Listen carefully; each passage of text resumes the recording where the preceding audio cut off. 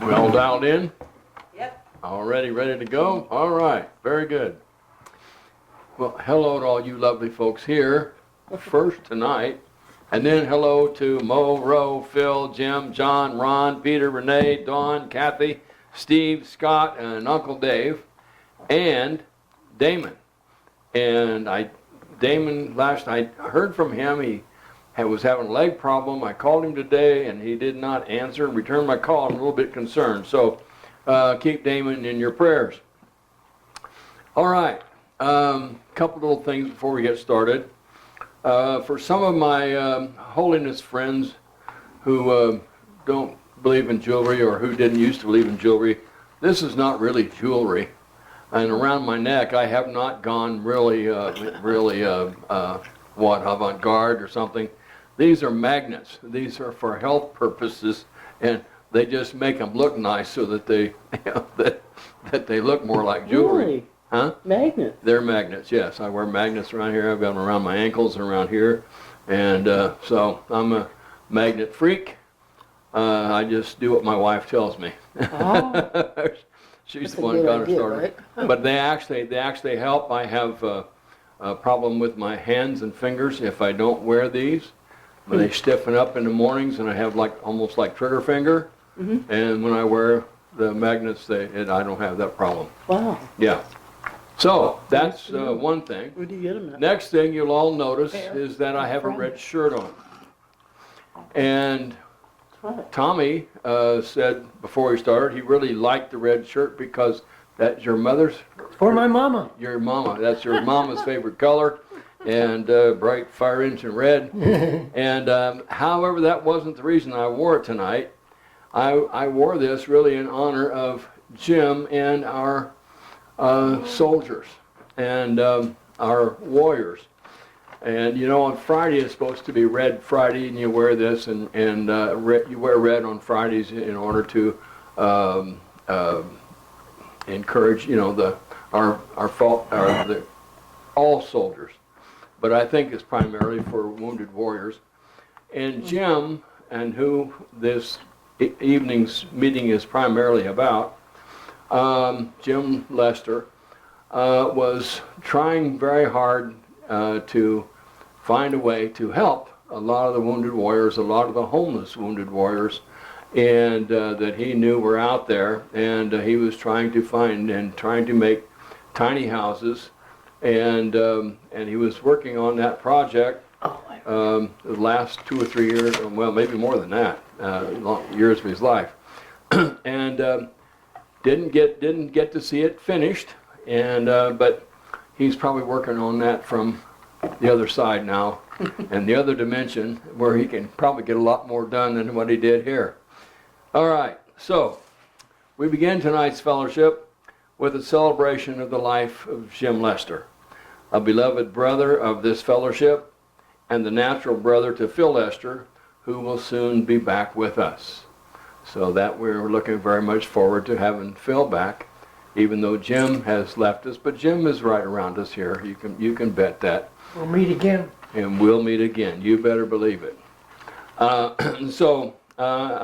don't know a lot of facts about Jim, but he was born on July 11th in 1949. He was just 70, and he moved to the next dimension this past weekend, August 3rd or 4th. I'm not sure which day.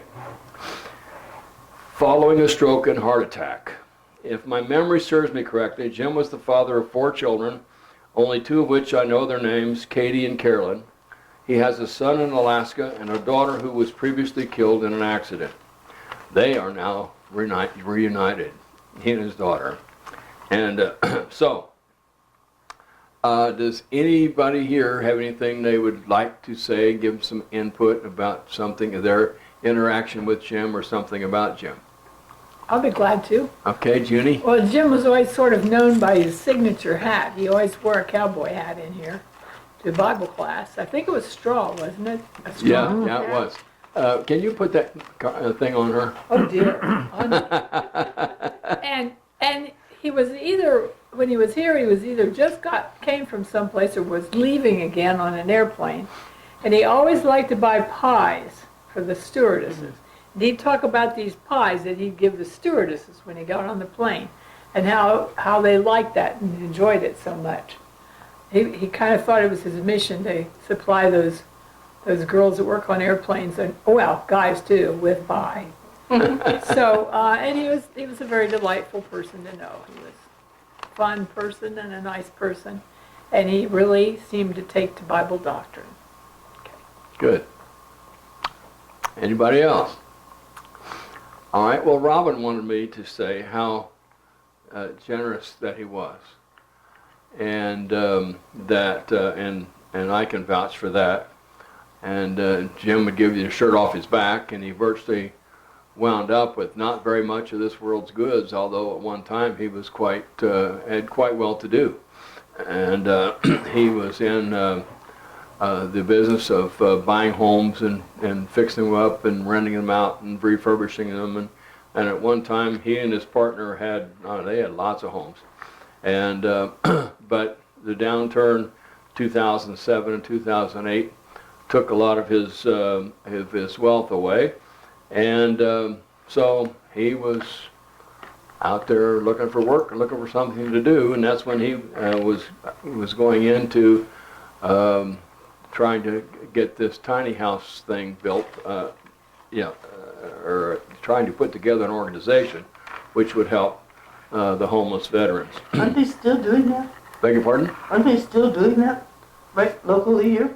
I don't know. Like in Auburn or someplace close by? I don't know. I really don't know that. Yeah. He also told me that he had a few heart attacks prior to this.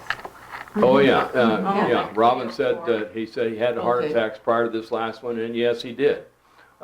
Jim, his heart was not very good, and so he was a walking time bomb, and I think he had the stroke first, and then a heart attack, or a heart attack and stroke. I can't remember which.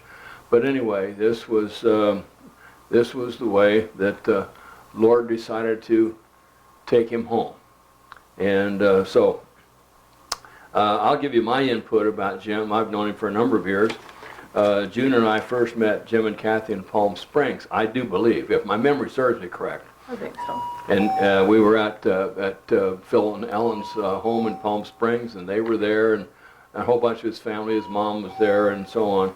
And so that's where I first met him. Then we became friends at Auburn Country Club when we were both members there. And during his lifetime, he lost a daughter, as I mentioned that before. Again, I do not know her name, but she was in an accident. I can't remember exactly what happened, but she was killed. Then he lost the love of his life, his wife Kathy, to cancer.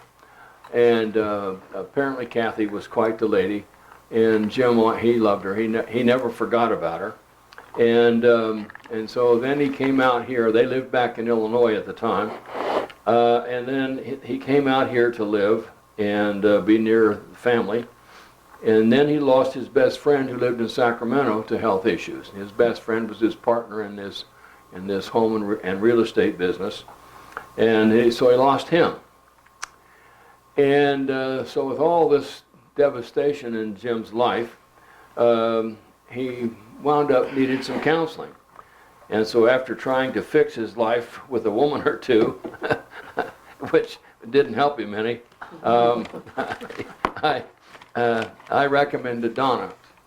And he and Donna became quite good friends as well. She was a counselor for him. And now Jim would not mind me telling you this. You may have already known it anyway, because he never Jim didn't have any secrets that I know about. You know, anything that he knew, everybody else knew. And now what he and Donna talked about, and those are secrets. Donna never tells me that stuff. But anyway, she was a big help to him. And then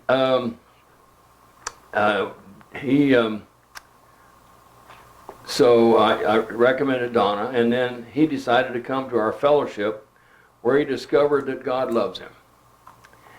And he did this just before he headed on a trip back east. And when he was here at that first fellowship meeting that he came to, he was not in, when he got here, he was not in a good frame of mind in terms of his life. And although he never came out and said it directly, I think that he was contemplating checking out. Okay? But he attributes coming to this fellowship, being in this fellowship, was saving his life. And then I cannot find the emails. They're somewhere in another computer. But the emails that he sent to me on his trip back east, when he left here the following day after being here in that meeting. And what he was telling me was that he was talking to God all the way while he was driving the car, all the time he was going back. Mm-hmm. And I've told you before, and I think I told you when we heard Jim was really sick, that he had childlike faith. And if everyone had childlike faith like Jim did, we would all be so much better off, because he trusted the Lord and he talked to the Lord, and he talked to him just like I'm talking to you, and it never, he didn't get down on his knees and pray. He just talked to the Lord whenever he felt like it. And so he told me he talked to God all the way back. So Jim was a man of simple childlike faith, and he loved me, but he would not let me get big-headed arrogant. And I'm going to read some of the things that you'll see, some of the emails that he sent me from time to time, and so I'm going to read those now. But I mean, Jim really loved me, but you'll see how he talked to me. All right, he says, "Hello from New York." He said, "Well, I made it. It took twice as long to get here because my phone failed. I didn't have a phone number to call my nephew. But after asking a lot of directions, buying a map that I couldn't read because I lost my glasses, and driving around neighborhoods, I found it. I bought a new phone, but I can't access my numbers. So I'm starting a new venture in my life. If you would like to be a part of it, send me your name and number, or wait until I see you again." All right. And so this is in response to one of my emails. "I'm praying for you. I hope the rest of your following knows what day you are doing the church thing for Bill, but I don't. I had sent out an email that I was going to teach for Bill Rose when he had the church at the lodge, but he was telling me, 'Hey, you dummy, you didn't put down what day it was going to be.' All right." He said, "I met 3 JWs at the mall." You know what a JW is, Jehovah's Witness. He said, "I talked to 2 of them for 20 minutes. The leader lady asked a few questions which I answered. She didn't like my answers. One young man really liked my examples of why I believe the way I do. I really stress that when I talk with Jesus, I do it out loud and I ask for help or an explanation." See, this is that childlike faith that he had. "Then I look for my answers within 24 hours. Okay? And he said, "And I always get the answers." God. He said he really wanted me to come to their meeting, but it's 2 hours away and I have Katie's stuff to work on. But it was fun talking with them. Love you later, bro. So, well, I learned I'm very bad at picking horses at the racetrack. $80 lost, $3 won. Had a great time with my kids, though. I learned not to use certain laundry soap. Got a rash from the top of my head to the bottom of my toes. I'm having a great trip across the USA, California to New Hampshire. Plan on seeing stepkids from 35 years ago. I don't know where that came from. He might have been married before Kathy. I don't know. Very much missing Bible class. Okay? This is him. Had a great talk with my best friend and therapist, Donna. I'm having a great life. Scared for my daughter as a father, but trust in our Father to be okay for her. Okay? You know about Katie. Katie was here, and Katie was having trouble with her eyes and so on. I'm glad you are doing better. I hope you can still play golf. You were very good for a really old guy. Love you, bro. And he says, I hope all goes well. You only have to get the beginning on film. I usually sleep through the rest. This is our Bible class that I said, okay? Yeah. But I do learn and enjoy it. Thank you for what you do. Love you, bro. Another one. Sorry I'm late. I hope you enjoyed a great day. You have a wonderful companion to share with. Love you, bro. He's talking about Junie. Yeah. So, very busy schedule. I'm back to New York after delivering 36 lobsters. Tonight I pick up another 36, delivered to Altoona, Illinois, Heber Springs, Arkansas, and then to Belleville, Illinois, then back to Altoona. Put up a gazebo and built a tree house. Then back to New York, do some grading around the house, then off to Mayo Clinic and see what the doctors have come up with for Katie. Then he said, I played 18 holes, 52 on the front, same on the back. Enjoyed the company. Rough was tough. Green slow and hard to read. I should play more than once a year. Enjoy your rest. See you in late July. This was last year when I was sick and he was emailing me stuff. Okay, so he said, I wish I could say I was going to make it, but I'm building a tree house for a 7-year-old and her grandma. I can't tell who is more excited. I'm in Altoona, Illinois. In response to my calling him a slacker, oh, this is me, I called him a slacker for not showing up at fellowship, and he replies, yes, we are. I apologize for not being there. I would fly out and back just for the class, but I seem to fall asleep during the video copy I get to see later. I figure everyone is asleep by the time class is over. So I don't have the funds to pay for my nap. So then I called him a nut, and his response was this.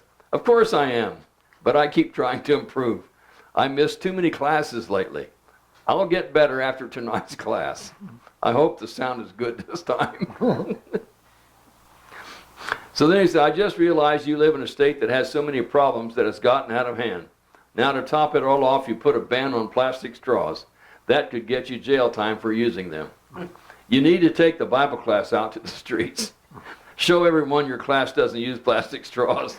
Then bring the Almighty in to show they never use plastic straws. It could change the state. Love you. And then I told him one time, I said, Jim, you should have been a comedian. He said, I would have starved as a comedian, but I do find humor in just about everything. Probably I'm feeling pretty good about myself. Enjoy a great day and a wonderful life. I found there is good and bad every day. I just try to focus on the good each day. Okay? That's Jimmy. You know, he had lots of troubles, had lots of problems. But he said, I just try to focus on the good each day. Just deal with the bad, but it's not a part I worry about. That's that childlike faith. Well, let's see.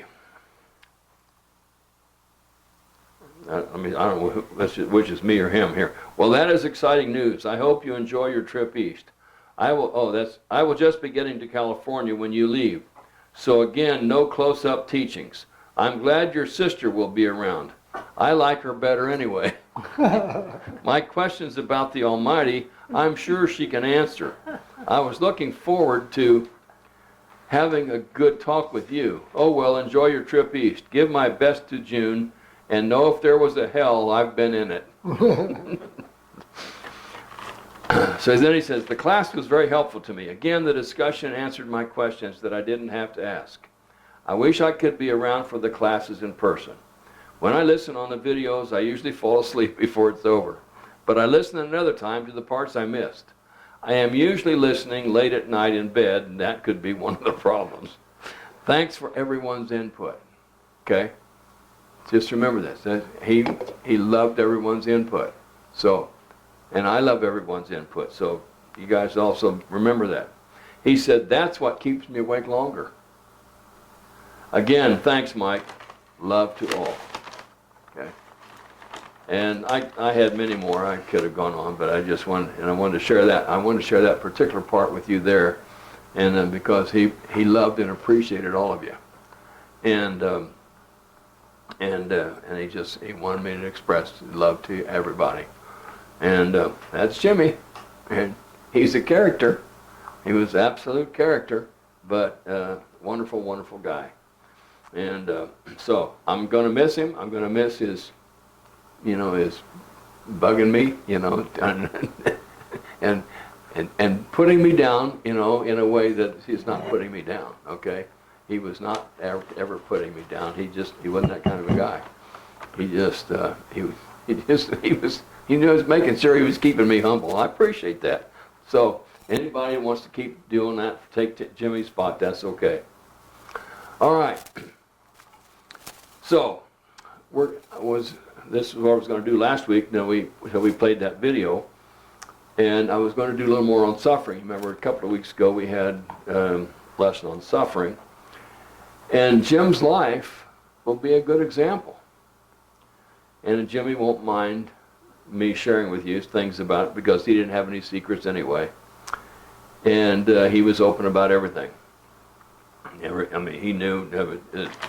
People knew that he went to Donna for counseling and stuff, and he didn't care if they knew. You know, Jim was Jim, and that's one of the things I loved about him.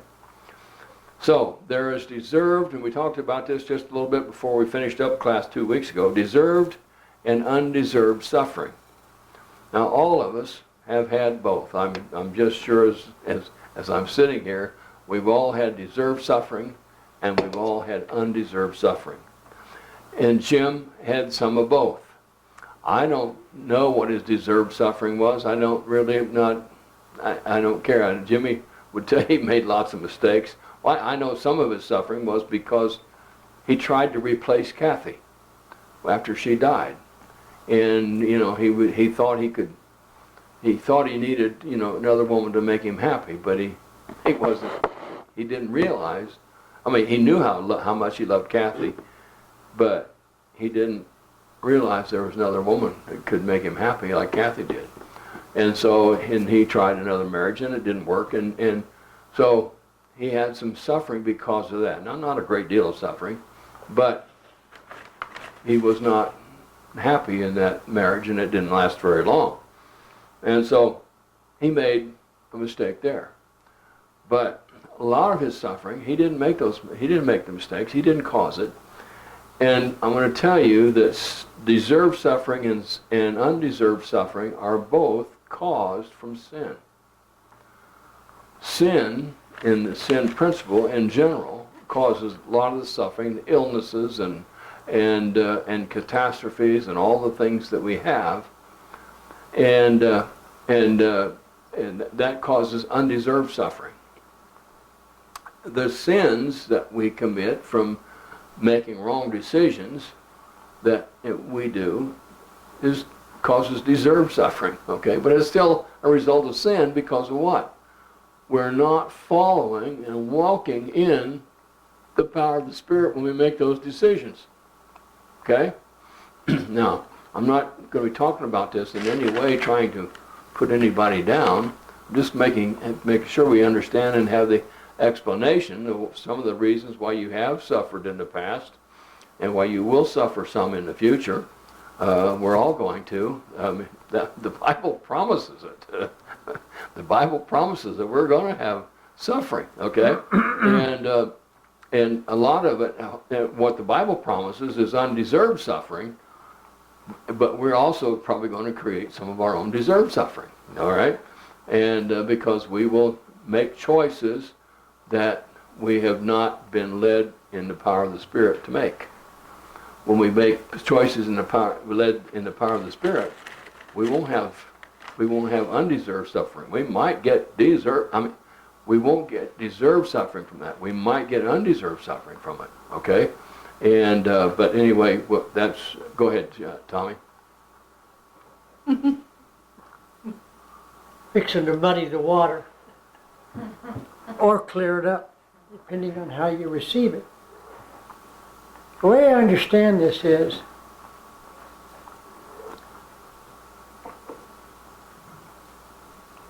when we realize, you said childlike, Jim, Mm-hmm. when we realize in innocence the love that is already there, that is why we were created. When we realize that intimacy of that and the simplicity of that, and because we keep making it complicated, that's sin. That's me thinking anything beyond that. Mm-hmm. So that when it's so simple, and it's all the time intimate, and it's all the time connected, and it's all the time realized, then things that are perceived as suffering, remember that term, if you're doing what you've loved, you've never worked a day in your life? Well, if you're truly connected to that love, then regardless of the circumstance, it's going to be realized differently if you're not operating like you just mentioned. Mm-hmm. And it's that way all the time. Mm-hmm. This is either the biggest mess Mm-hmm. or it's gee whiz. Yeah. There's a whole different, but it's the same circumstance. Mm-hmm. But how are we responding? Correct. Anyway. Yeah, that's correct. Yeah, but the circumstance, so however, may have come about because of wrong choices. Right. But you're right, and how do we respond now to that is another story as well. And of course, you, as usual, are getting ahead of where I'm going to be going here in a few minutes. It's not my fault. I got that from your sister. Okay, so we're going to go there in just a minute because that's. But you, Go ahead. well, I've been working with this calamity, facing calamity with love. It's been a major thing for me this whole month. And I've had several instances where somebody was very clamorous to me. I don't know the word. But They gave you calamity. they gave me calamity, thank you. And So now you're clamming. so I came back with the love, the grace, and well, what can I do to make it better? And you know what? It works. Did it work? It works. Oh, love All of a wins. sudden, they want that fight. That's why they're doing that. They want that little, and if you don't give it to them, you disarm them. Yes, there you They're go. disarmed, There. and there's no argument. And it's like, I can go to bed and I don't have to worry about this anymore. It's resolved. And I don't know what scripture that is in the Bible, but I think it's that one, don't be anxious about anything, or what's that one? Don't worry about anything. Be anxious for nothing. Yeah, that one. Uh-huh. And Yeah. I'm getting better at that Well, That's so in my old age. That's great. It took me a lot of years, right? one I would think about that is a soft answer turns away wrath. Yeah, that's in Proverbs. It Yeah. does. Yeah. It works. Yep. So now I've got a new weapon. Oh, yes. 'cause I could Okay. use All that. right. There you go. And It's Love. it's going to be good for me. disarming. Yeah. Disarming. Thank you. Yeah. Yeah. Love. Thank you. Love as a weapon. That is really good. That It is is. really good.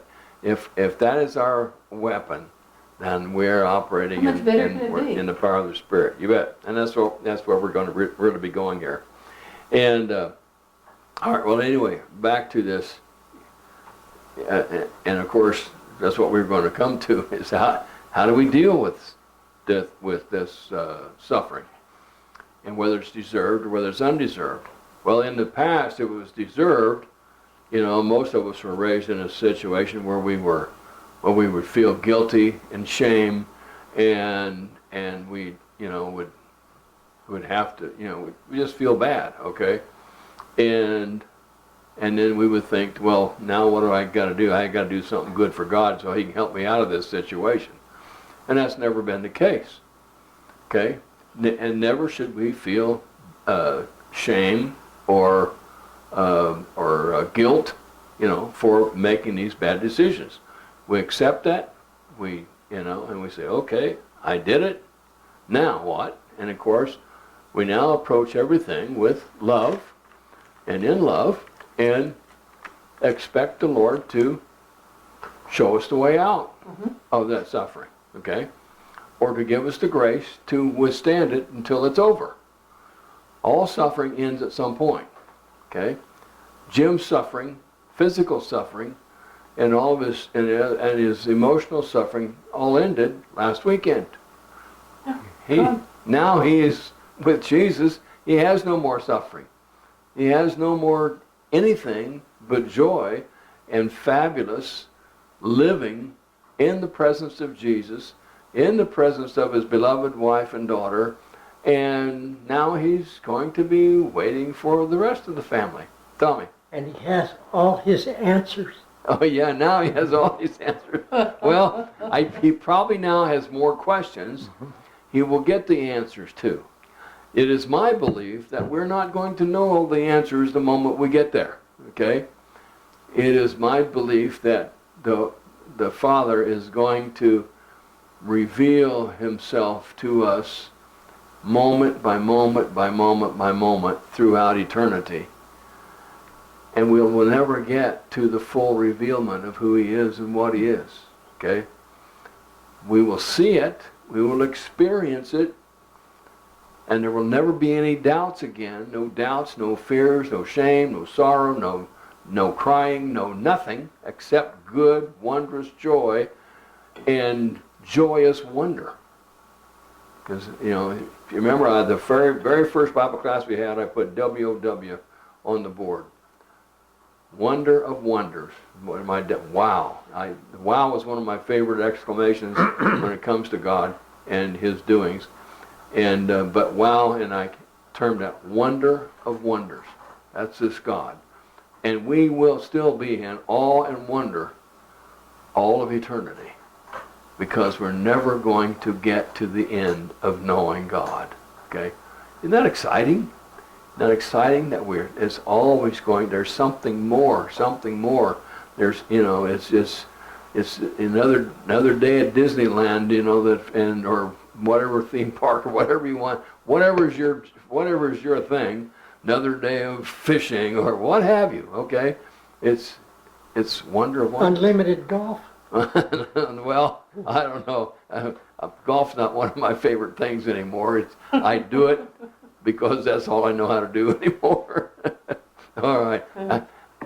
You know what? I think golf is deserved punishment on my part. Keeps you humble? Keeps me humble. Oh, it very much keeps me humble. And so, all right. So anyway, deserved and undeserved suffering.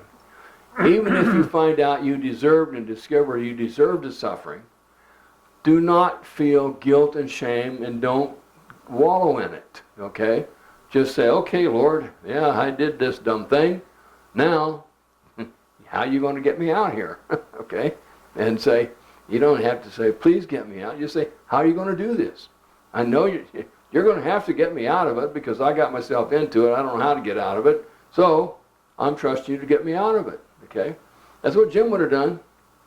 That's what Jim would have done. Yeah, how are you going to get me out of this? Okay? And and then what we do, then what we expect is that we hear his voice.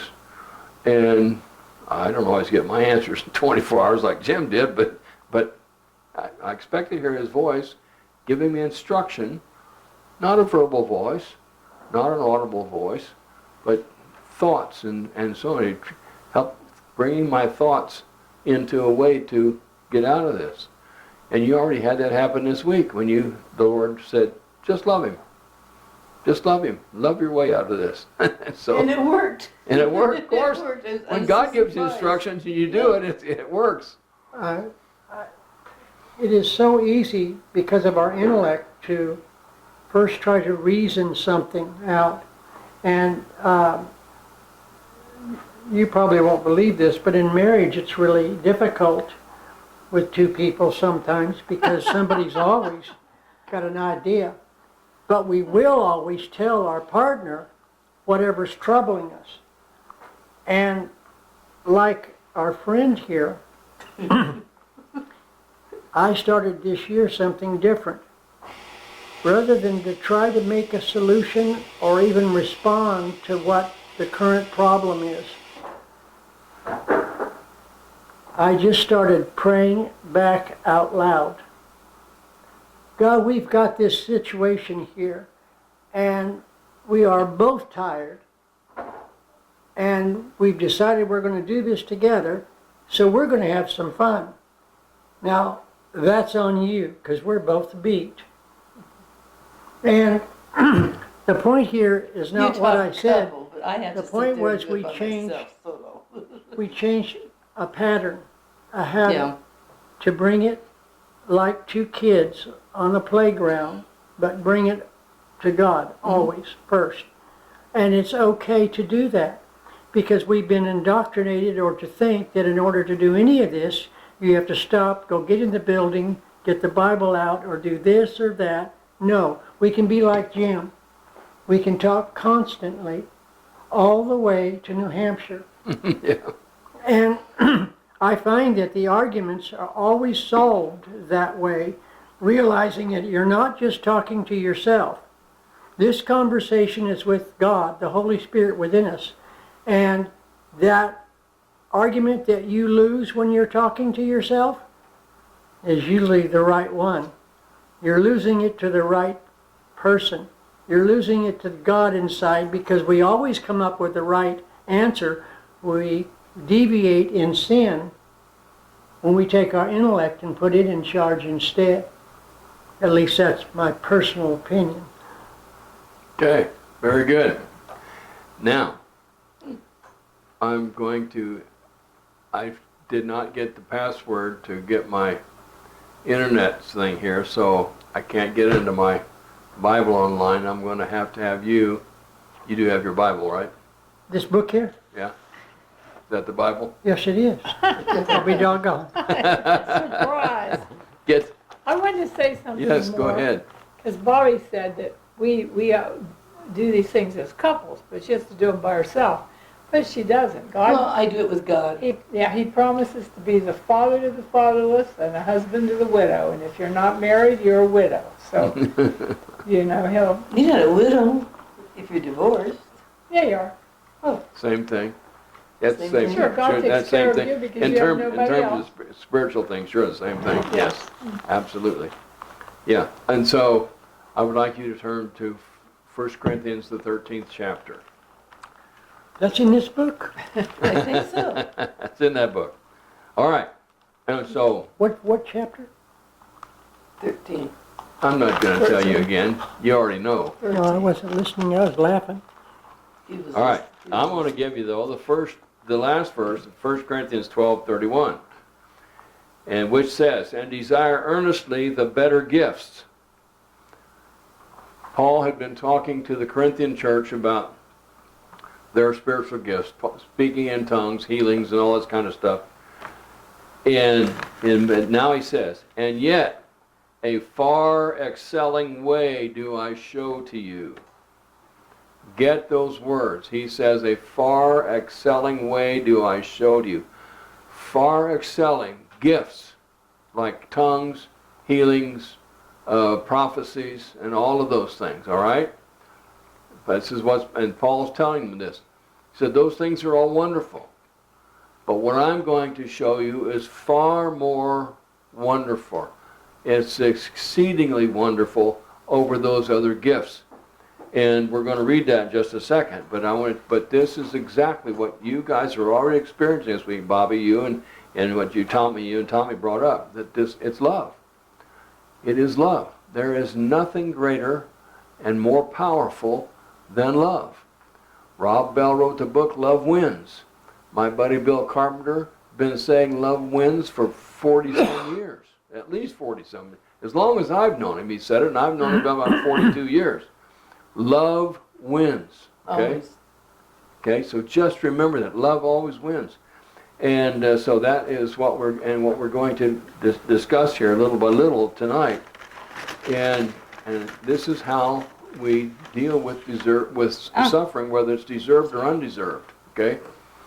And so the issue really isn't whether it's deserved or undeserved. We just know about this.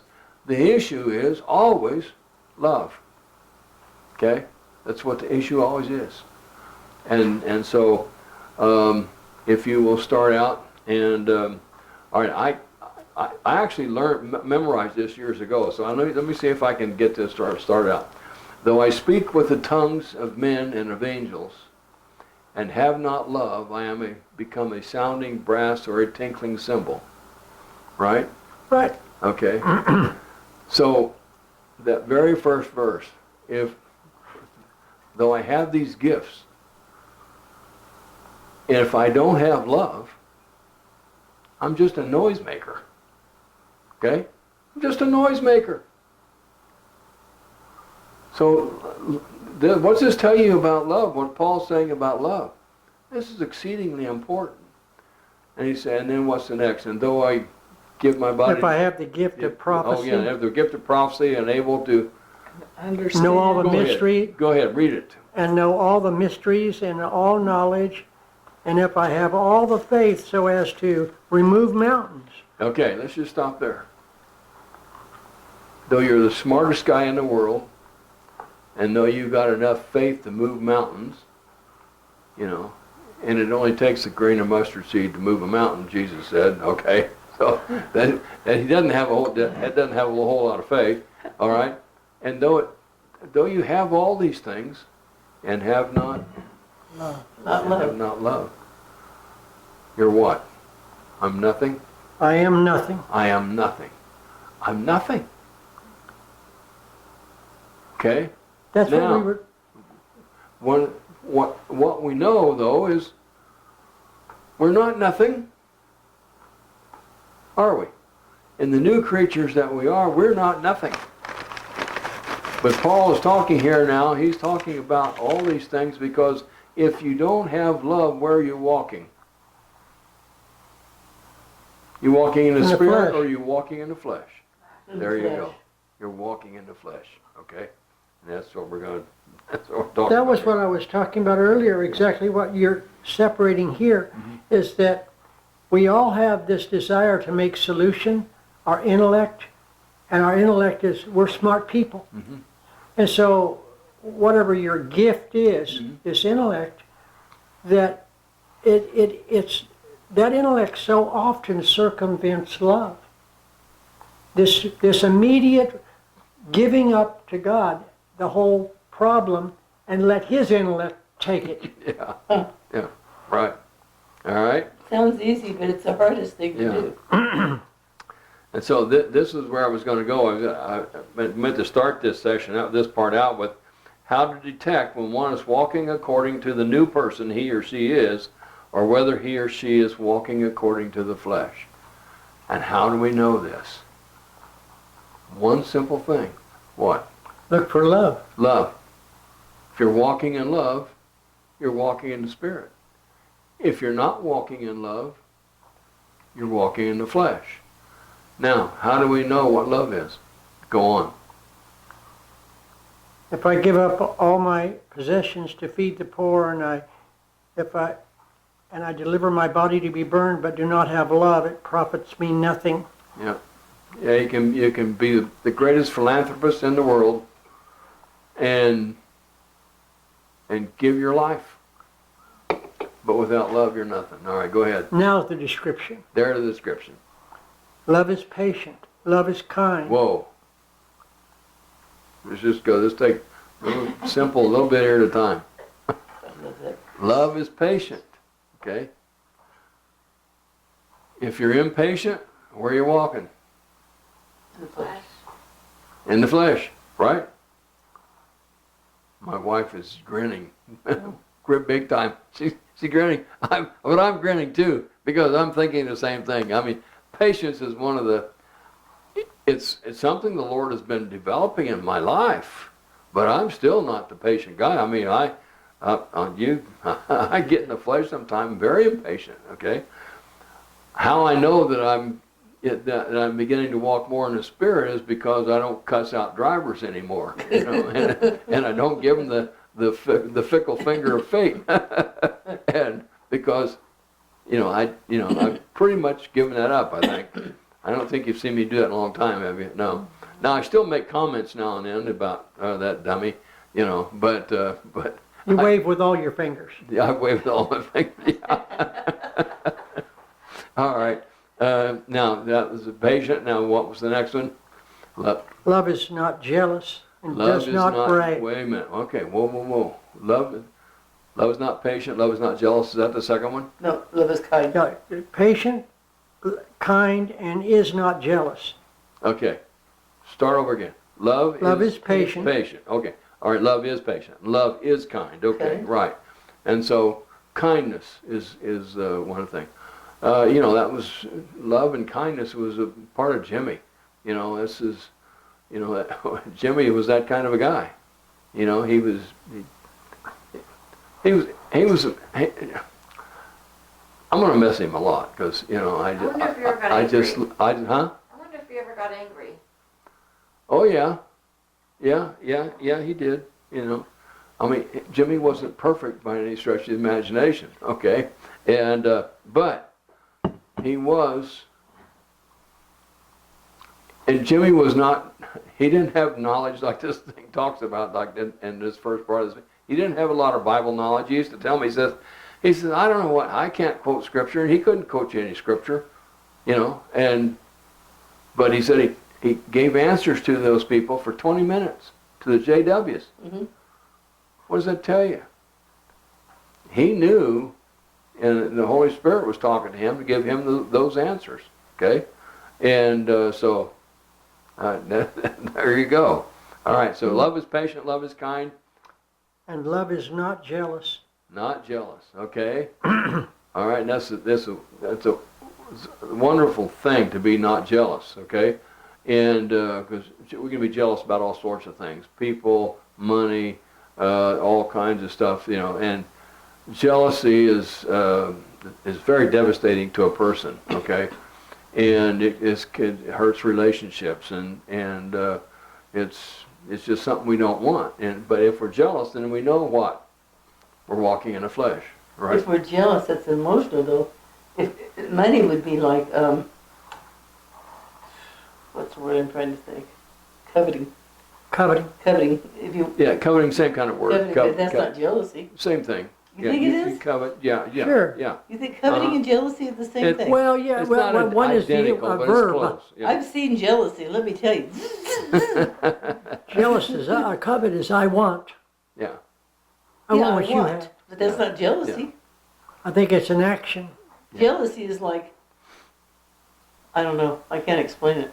I do well. Yeah, I well, wish I could. That's a really, you know, well, jealousy is I want all of your attention or all of your affection or whatever you have. Okay. And coveting is the same kind of thing. You know, I covet to have all you have.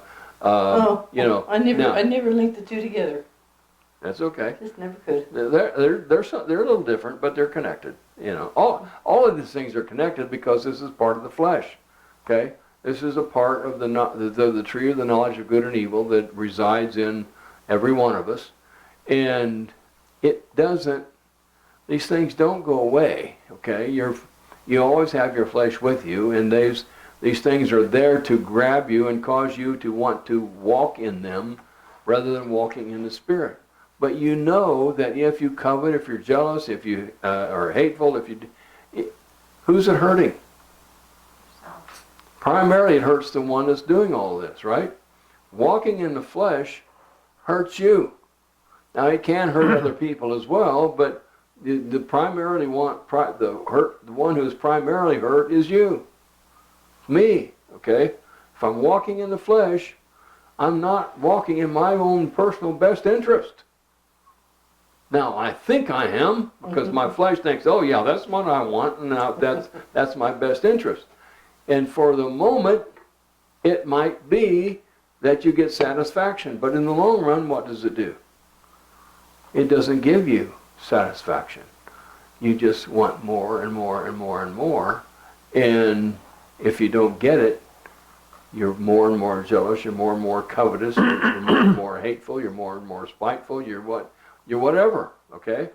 And so these are the things that Paul's talking about. He says, this hurts you, but love won't. Well, jealousy seems to turn into delusional anger. I think, listen, love and kindness, describing two things that are connected, love and kindness. Jealous and covetousness, two things that are on the other end of the spectrum that are fully describing the other end of the spectrum. Better describing the other end of the spectrum, just like the next two. All right, let's go to the next two. Brag, does not brag, and is not arrogant. Both connected. Yeah, aren't they? Yeah. And, you know, and hey, that's why I say, Jimmy wanted to make sure I was never going to brag. he's going to help keep me. He's going to help keep me humble. In innocence. Because he knew it, huh? And he was innocent about it as a child. Yeah, I think he really was. But I looked at it as this is God's, my brother helping me. Okay, that's the way I looked at it. Whenever he said those things, I loved it. It was a message. It was a message from the Lord, and I didn't take offense at it. And you know, he was kidding, and yet it was it was from my end of it. It was kidding with a purpose from the Lord. Okay. I'm getting the word innocent that keeps coming to mind. When we're like children, Mhm. a lot of times it could be interpreted one way or the other, yes. Yeah. But it's innocent. Yeah. Because as you said, boy couldn't tell you verse or chapter, Yeah. but he could show you Yeah. Yeah. the precepts. He could Yeah. show you. And of course, I knew he loved me just because he emailed me back. Okay, emailed me, you know, and kept on the conversation going. And he's the one that did the personal emails back, because of course I just sent out a blanket email after we video the class, and but he sent a personal back. Of course, and then I answered him. And so we had a great thing going, and I'm gonna miss him. Go ahead. Does not act unbecoming, does not seek its own, is not provoked, does not take into account a wrong suffered. There we go. Okay. That's underlined, by the way. Yes. Yeah. In ink. Yeah. Yeah. Is not easily provoked, and I don't think Jimmy was easily provoked. One of the things. Read the one before that. Does not act unbecoming and does not seek its own, is not provoked. Yeah. It doesn't seek its own, and that's one of the things about Jim. He was always wanting to help somebody. Always wanting to do something for somebody. Okay. And he wasn't doing it to curry God's favor. You know. I never ever heard him say one time he thought he was getting God's favor, because he was. I mean, when he came to that class, and he got the message, God loved him, and no matter what, and so he just went out and lived that way, as though God loved him, and so he went out and did stuff because he walked in, did it out of love. So anyway, go ahead. Does not rejoice in unrighteousness, but rejoices with the truth. Bears all things, believes all things, hopes all things, endures all things. Love never fails, but if there are gifts of prophecy, they will be done away with. If there are tongues, they will cease. If there is knowledge, it will be done away with. For we know in part, we prophesy in part, but when the perfect comes, the partial will be done away with. When I was a child, I used to speak as a child, think as a child, reason as a child. When I became a man, I did away with childish things. For now we see in a mirror dimly, but then face to face. Now I know in part, but then I shall know fully, just as I have also been fully known. But now abide faith, hope, love, these three. But the greatest of these is Love. love. Greatest of these is love, and that's circled in ink. yeah. Well, I'm Hope. sure, I'm sure in your book it Grace, probably is. hope, and Yeah. love. And Yes. again, that love is it. Love is the answer to everything. Love is the most powerful force there is, because God is love. And God is powerful, right?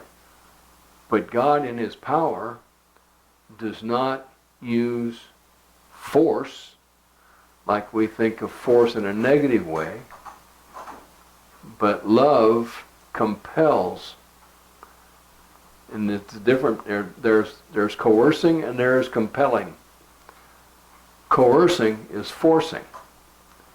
And a lot of our Christian friends think that when we say that every knee will bow and every tongue will confess that Jesus Christ is Lord to the glory of the Father, they think that he's going to coerce them, that he's forcing them. No, you're just gonna do it, right? Huh? You're just gonna wanna do it, right? Are we, Yes. we're going to want to do We're it? gonna Yeah. wanna do it, We're right? going to, everyone is going to want to do it because seeing this love that is described in 1 Corinthians 13 chapter, which is God's love, okay, and which you all have, everyone has in them, you all have the indwelling Trinity, the Father, the Son, and Holy Spirit in you. You all have this love indwelling in you, and you have been made the righteousness of God, which is love. Okay, you have been made this love in the new creation that you are, and therefore you have the privilege at all times to operate in love. Okay? Now, will we? Probably not. But it's far better to operate in love than it is to operate, and of course, operating in love is operating in the Spirit. Operating in the flesh is operating out of love, not love. Oh, there's human love in the flesh. You know, there's human love, but human love is fickle. Okay? But divine love, that the divine love that we have been given, that dwells in us and that we have been made partakers of, that is never goes wrong, never does wrong. You think you can separate the human love from divine love, or isn't love love? Well, the I mean, divine it love, should be love, well, love, right? see, How the can you divine separate love is described here in 1 Corinthians Right. 13. Human love will not follow those lines. It will imitate it or mimic it from time to time. But divine love never fails in those regards. Human love will fail you at times, right? And so, we all probably have been failed with human love, okay? But divine love will never fail you. It will never fail anyone else. Tommy. We would use the English and say love, but I like that song that says, I can only imagine. And I think what we're talking about here is divine love. How about this? Divine love cannot be described. It can be shown. And can you see invisible? Yeah. But you can feel it. 1 Corinthians describes it, but we cannot comprehend it There you completely. Okay? We just can't comprehend it completely. But the new creation that you are knows this and is this. And that's why our minds need to be renewed to think in the mind of Christ, which is love. Okay? All right, we're already running over time here. So, Father, thank you so much for this time we've had together. We thank you for your truth. And we thank you for the time we had with Jimmy. And we're not really thrilled that you took him home now, except we're happy for him that he's out of his pain and suffering. Yes. We're so happy for him, and happy for him that he's there with you. But we're going to miss him. So, you know, you need to kind of help us to fill us in with somebody, again, with that kind of love, because we know you can. We know you will. Thank you. Amen. Amen. Send us a comedian.